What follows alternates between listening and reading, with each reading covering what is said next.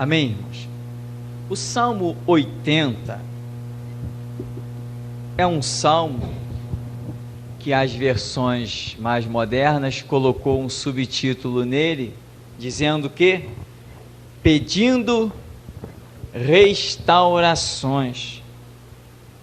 E o verso 1 diz assim: dá ouvidos, ó pastor de Israel, tu que conduzes a José como um rebanho, tu que estás entronizado acima dos querubins, mostra o teu esplendor. Essa expressão, ela está tendo como pano de fundo as situações calamitosas da nação de Israel. O cenário é o caos, né? É um cenário semelhante ao de Lamentações de Jeremias, né? Como ficou deserta, como ficou assolada a cidade outrora tão populosa. Onde estão os seus velhos que ficavam assentados às portas? Onde estão as crianças que corriam pelas ruas? Onde estão os que cantavam? Onde estão os instrumentos? Onde está a alegria? O cenário aqui é o mesmo. E eles agora, reconhecendo o caos, a desgraça que caiu sobre eles, eles compõem esse cântico e diz: dá ouvidos, ó pastor de Israel. Na angústia profunda, eles agora estão dizendo: pastor de Israel. Estão querendo ser apacentados. Por quê? Porque foram dispersos, levados cativos, os inimigos adentraram lá, a espada fez horrores, as casas saqueadas, queimadas. Só que Deus, outrora, principalmente pelo profeta Ezequiel, vai dizer assim: em todo tempo estendi a minha mão a um povo de dura cerviz, obstinado de coração, a um povo contradizente. Irmãos, nós temos que ser espertos, nós temos que ser muito espertos. Não precisa a desgraça cair sobre nós para nós elevarmos os olhos para o monte e saber que o nosso socorro vem do Senhor. Não precisa. Já ouvimos, já aprendemos que a Bíblia é a palavra de Deus. Já aprendemos que a igreja foi fundada com o sangue de Jesus Cristo. Já temos a vitória declarada. Por isso a Bíblia diz: somos mais do que vencedores. Porque a nossa vitória, ela já é antecipada. A Bíblia já fala a vitória daqueles que seguem a regra. Israel está em angústias profundas, agora está a pastor de Israel. Mas quando Deus os cercou com a sebe, lembra lá? Isaías capítulo 5, Deus chamou-os de vinha, cercou com a sebe, preparou um lagar, edificou uma torre. Tudo isso é símbolo da ação de Deus no meio deles. Por quê? Porque inclusive torre, né, Provérbios 18:10, vai dizer que torre forte é o nome do Senhor, para onde correrá o justo, estará seguro, estará em alto retiro. Deus o tempo todo quis trazê-los, e o Salmo 91 é Antigo Testamento, e é promessa feita primeiramente a eles no verso 7, de que 1000 cairão ao seu lado, 10.000 à sua direita, mas tu não serás atingido. Primeiro foi para eles essa promessa, já estava incutida no chamado de Abraão, mas veio para os que eram seus, mas os seus não receberam. Mas a todos quantos o receberam, deu-lhes o poder de serem feitos filhos de Deus. Hoje a promessa de 1000 cair ao lado, 10.000 à direita e não ser atingido, é para nós que somos igreja, remidos e lavados no sangue de Jesus. E ele diz: tu que conduzes a José. O que tem a ver a história José aparecer nesse salmo aqui? Por que a nação em desespero? Tu que conduzes a José. Sabe por quê? Porque a ação de Deus na vida de José foi o caminho que ninguém poderia supor. Foi o caminho que ninguém poderia imaginar. Ou seja, quando olhavam para José, viam alguém vitorioso, vendido como escravo, servindo em terra estranha, alguém que não tinha liberdade de ir e vir, tinha um dono sobre a vida dele. Quem poderia? Caluniado, cai numa prisão, jogado de um lado para o outro. Então, a maneira como Deus conduziu a José, agora eles trazem à memória. Só que Oséias depois vai dizer, não, meu povo perece e é destruído por quê? Falta de conhecimento. Na verdade, era a falta da prática do conhecimento, porque conhecimento eles tinham. Todo sábado eles liam na sinagoga os pergaminhos. Quando você não pratica o conhecimento, é o mesmo que não ter conhecimento. Não é? Então o profeta Oséias, ele está citando coisas profundas. O meu povo é destruído porque lhe falta conhecimento. Mas aqui nesse salmo, eles estão demonstrando que conhecem a ação poderosa da mão de Deus, dirigindo alguém por caminhos que ninguém pode supor. Então agora eles em miséria, em desgraças, sem ter o que comer, sem ter o que beber, ele diz, tu que conduzes a José, ou seja, assim como tu levantaste José, de uma maneira que ninguém poderia supor, faz conosco, nós precisamos do milagre. Eles estão clamando por restauração. Irmãos, não precisamos cair para sermos restaurados. Paulo diz, aquele que está de pé, cuide para que não caia. Amém? Essa é a nossa posição.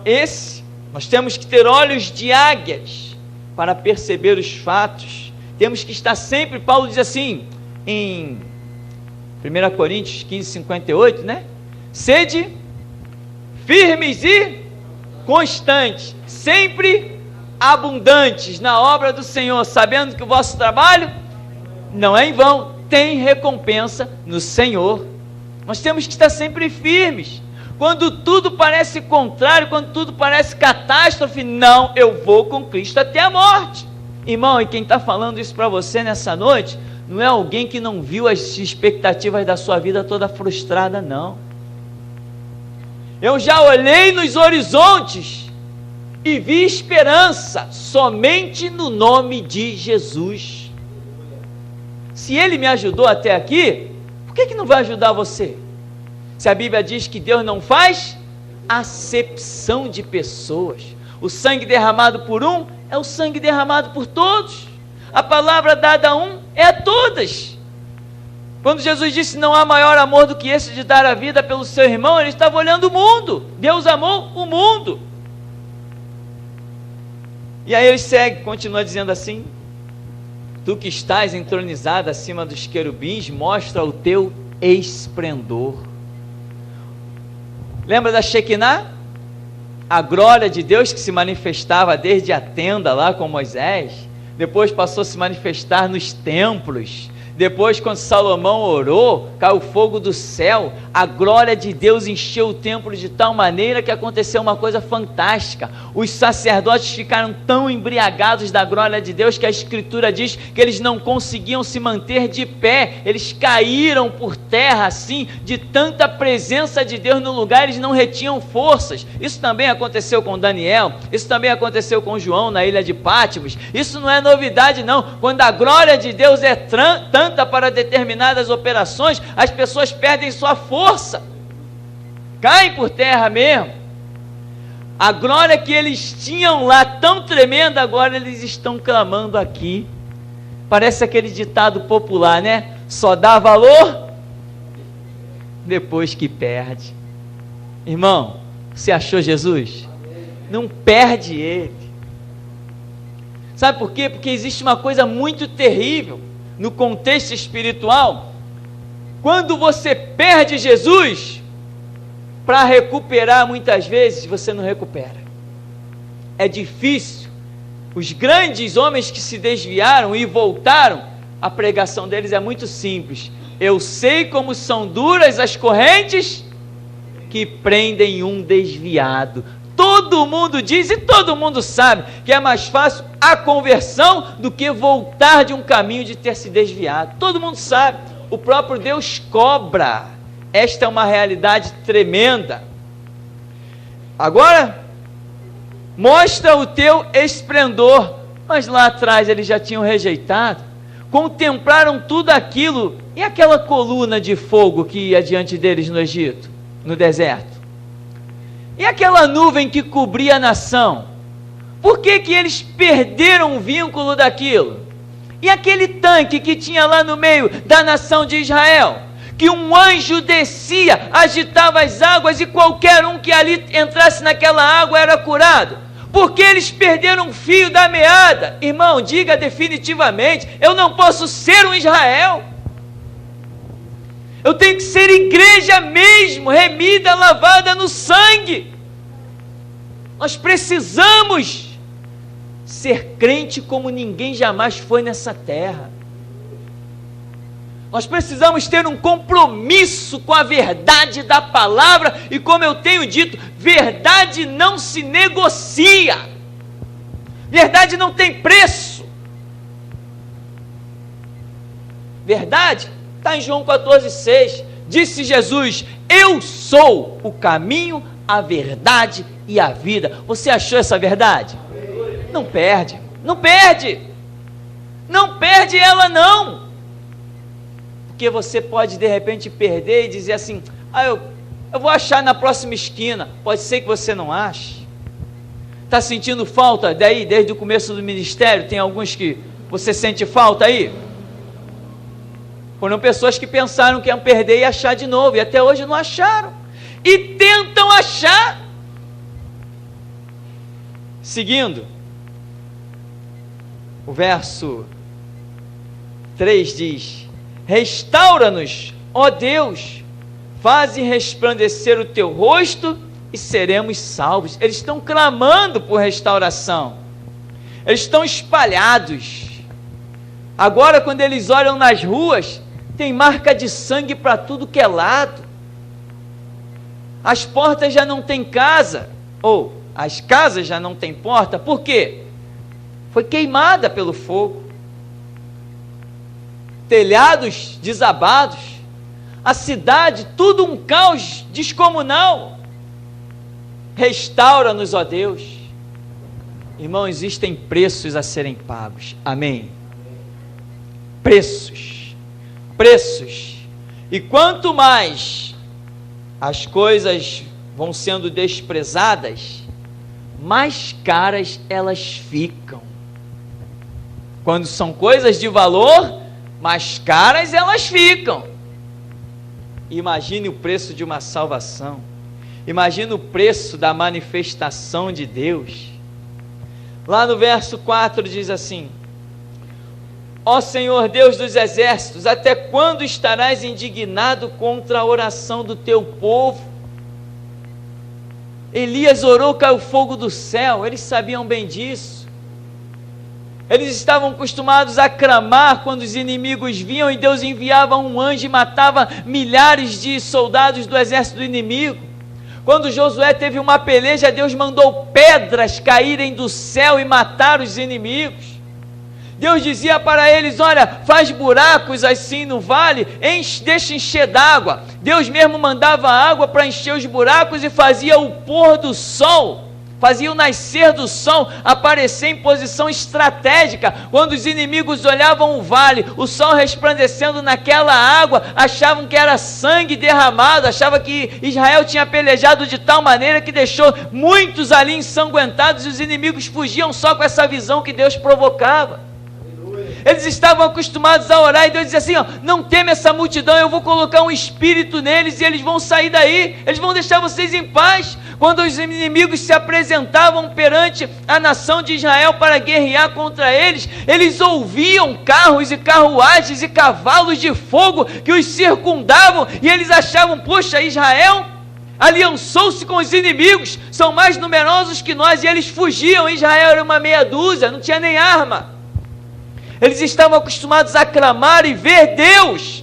Agora: Senhor, Deus dos exércitos, até quando estarás indignado contra a oração do teu povo? Eles souberam da história que Salomão orou, caiu fogo do céu, Elias orou, caiu fogo do céu, Davi orou, caiu fogo do céu. Eles sabiam que estava escrito: perto está o Senhor dos justos e ouve-lhes a oração, mas não ouvirá o ímpio. Salomão deixou isso escrito lá nos Provérbios. Eles sabiam de tudo isso, mas fizeram ouvidos de mercador. Agora estão clamando pelaquilo que um dia tiveram na palma da mão.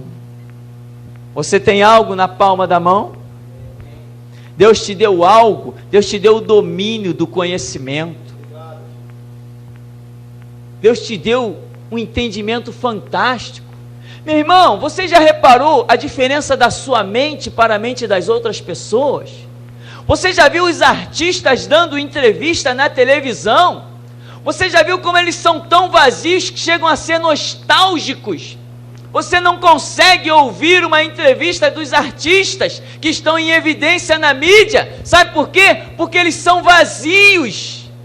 Eles não têm o conhecimento que você tem, eles não têm a testificação do Espírito Santo, eles não têm o Espírito da glória de Deus, eles não têm contato com Deus, eles não têm a ministração dos anjos a respeito dos que hão de herdar a vida eterna, eles não têm nada, eles são vazios.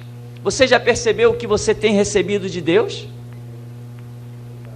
Assiste aí um pouquinho de TV e veja a diferença. Veja como você responderia certas perguntas e olha como eles respondem, completamente nostálgicos e vazios. Então, querido, não perca isso.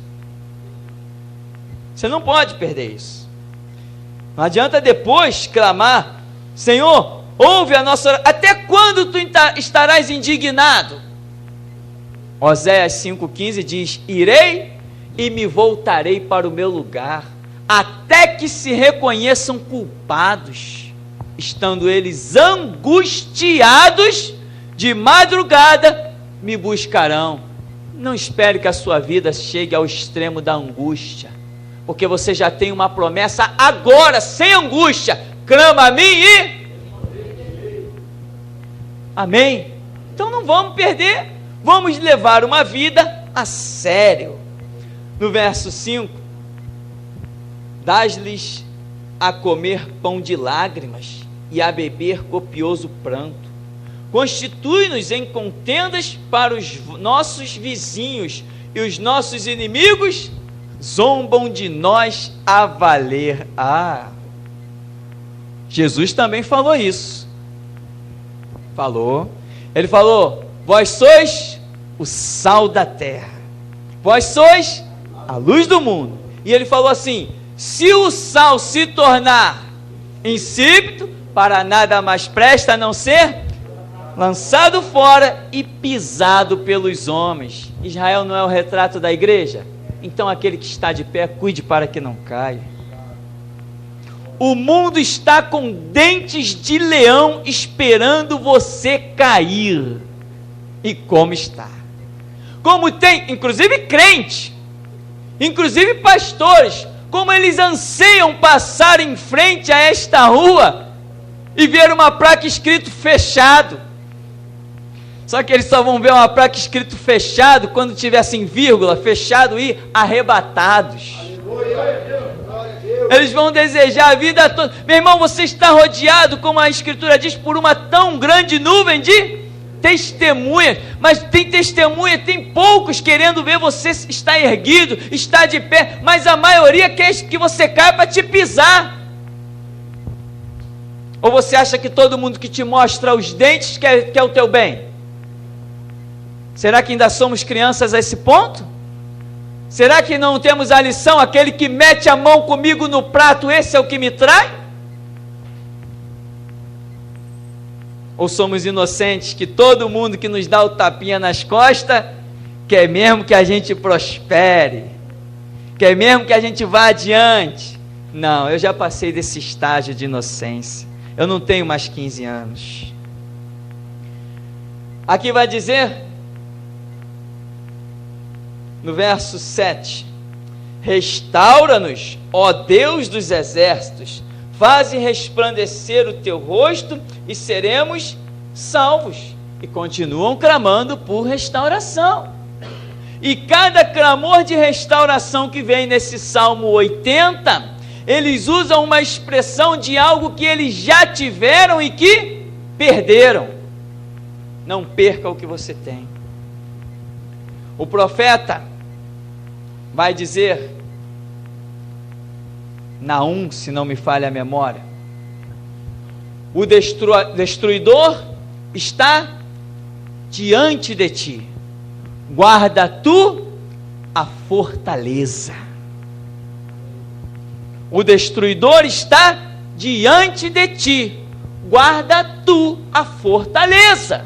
Deus te deu condições para vencer, Deus te deu condições para guardar. O destruidor está diante de ti, mas ele não pode fazer nada contra você. Guarda a fortaleza.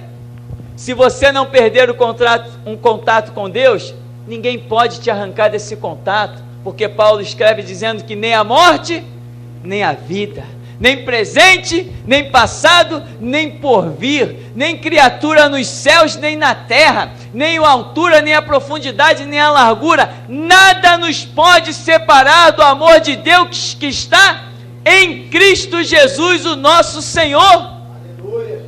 Nada nos pode separar. Por isso a Bíblia diz, ao que vencer, dar-lhe-ei que se assente comigo no meu trono. Não tem meio termo. Eu cheguei em segundo lugar. No reino de Deus só existe primeiro lugar, porque Jesus deu-nos todas as armas para sermos vencedores. Ele não vai admitir que você não seja um vencedor.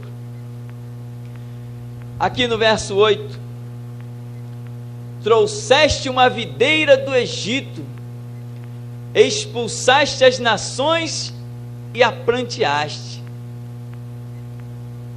despuseste-lhes o terreno, ela deitou profundas raízes e encheu a terra com a sua sombra, os montes se cobriram, com os seus sarmentos os cedros de Deus, estendeu ela a sua ramagem até o mar, e os seus rebentos até o rio.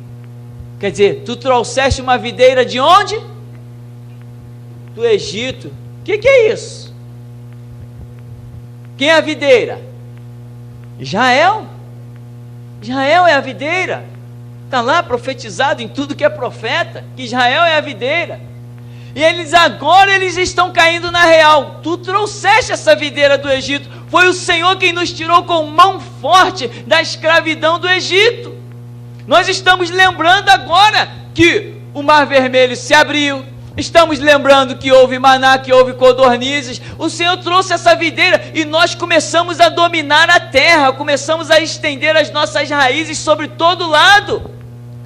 E agora eles estão clamando, estão jogando diante de Deus o que Deus houvera feito por eles.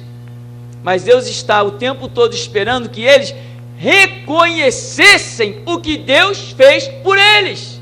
Você está esperando que Deus faça alguma coisa por você, meu irmão? Que tal você começar a reconhecer o que Ele já fez? Ou Ele não fez nada? O fôlego da vida e a saúde é pouca coisa? Ter todo dia uma roupa para vestir, o que comer é pouco? Dá uma passadinha ali nos bairros aqui, pertinho da gente, que você vai ver. Que você vai olhar para pessoas e vai dizer assim, não sei como essa pessoa consegue estar viva, vivendo nessa condição subhumana, pior do que qualquer animal. Não é esta a realidade? Mas você pode dizer, até aqui me ajudou o Senhor. Você reconhece isso? Interessante que Israel era a videira, mas em João 15, Jesus vendo que já tinha amaldiçoado a eles, e que eles já não serviam mais ao propósito de Deus, Jesus vem em João 15 e diz assim, eu sou a videira verdadeira, e meu Pai, o lavrador. Toda vara, pois, em mim que dá fruto, Ele a poda para que dê mais fruto, e a que não dá fruto, Ele corta e lança no fogo. Israel era uma videira, não é mais. Agora nós temos a videira chamada Jesus Cristo. Irmão, não saia debaixo desta videira. não desgrude os teus galhos dela. Você foi enxertado com uma glória tremenda. Aqui no verso 12: porque lhe derribaste as cercas, de sorte que a vindimam todos os que passam pelo caminho. O javali da selva a devasta, nela se repastam os animais que pupulam no campo. O que eles estão dizendo? Tu lhes tiraste a cerca, a vinha que tu tinhas edificado, tu tiraste a cerca, agora os animais estão invadindo. Animais simbolizam o quê? Reinos, as nações estão acabando conosco. O que vai ser? Não vai sobrar nada da gente. Tu tiraste a cerca. Deus tirou a cerca? Tirou. Por que tirou a cerca? Porque eles não praticaram o conhecimento que foi semeado no meio deles. A quem foi dado os pergaminhos? A quem foi dada a lei no Monte Sinai? Quem é que eram hábeis no hebraico para transcrever todas as coisas? Eram eles, mas eles não praticaram o conhecimento que houvera recebido. Então o que Deus fez? Porque tu rejeitaste o conhecimento, também eu te rejeitarei, para que não sejas sacerdote diante de mim. Te esqueceste da lei do teu Deus, também eu me esquecerei de teus filhos. Deus arrancou a sebe. Eu pergunto, onde é que está o diabo? Nem apareceu no cenário. Tudo que eles passaram não tem nada a ver com o diabo, foi o próprio Deus. Sabe por quê? Horrenda coisa. Meu irmão, deixa eu te dizer uma coisa, é melhor cair na mão do diabo do que na mão de Deus. Tu cai na mão do diabo, Deus tem misericórdia de ti, manda um pregador, manda alguém orar e te liberta. Mas se você cair na mão de Deus, quem fará alguma coisa por você? Como vai escapar? É Ele que nos livra do laço do passarinheiro, é Ele que nos dá asa de águia, é Ele que nos transporta para as mais altas alturas. Se Ele se constituir nosso inimigo, quem que vai ser da gente? E está pensando que não tem gente nessa terra, que Deus se constituiu inimigo deles? E como tem? Como tem? Quer ver como tem? Há uma expressão bíblica que diz assim: não vos enganeis, de Deus não se zomba, porque tudo que o homem semear, isto também ceifará. Deus te deixa semear o que você quiser, mas na hora de você colher, Ele vem e te obriga a colher aquilo que você semeou. Por isso a Bíblia diz, horrenda coisa é cair nas mãos de um Deus vivo.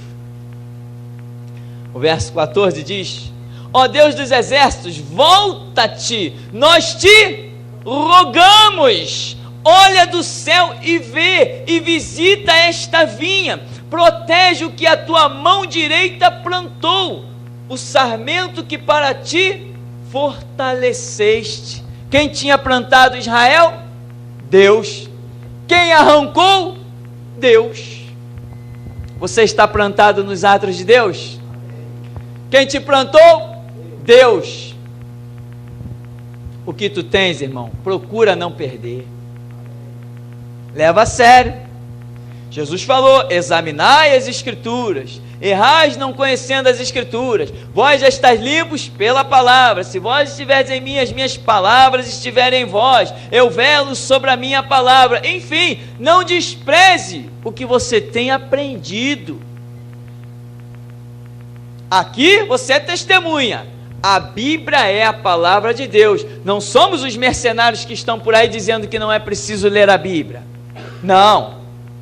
Eu posso reconhecer que até aqui eu não me tornei um filho do diabo. A partir do momento que eu aponto para você a leitura da Bíblia, eu tenho certeza que Deus está na minha vida, diferente do que eles estão fazendo por aí na televisão, que dizem que é deles, até o dia que Deus pesar a mão, orientando as pessoas a não lerem Bíblia, porque eles têm parte com Satanás. Mas nós temos apontado para você a Bíblia. Eu não sou a verdade, mas busco cada dia ser um discípulo dela. Eu não mando você seguir aqui o que eu falo, o que eu faço, mas eu tenho consciência de que digo a você, a Bíblia é lâmpada para os teus pés e luz para o teu caminho. Ela é. No verso 16, está queimada, está decepada. Pereçam os nossos inimigos pela repreensão do teu rosto. Seja a tua mão sobre o povo da tua destra, sobre o filho do homem que fortaleceste para ti. Assim não nos apartaremos de ti. Vivifica-nos, invocaremos o teu nome. Restaura-nos, ó Senhor, Deus dos exércitos. Faze resplandecer o teu rosto e seremos salvos.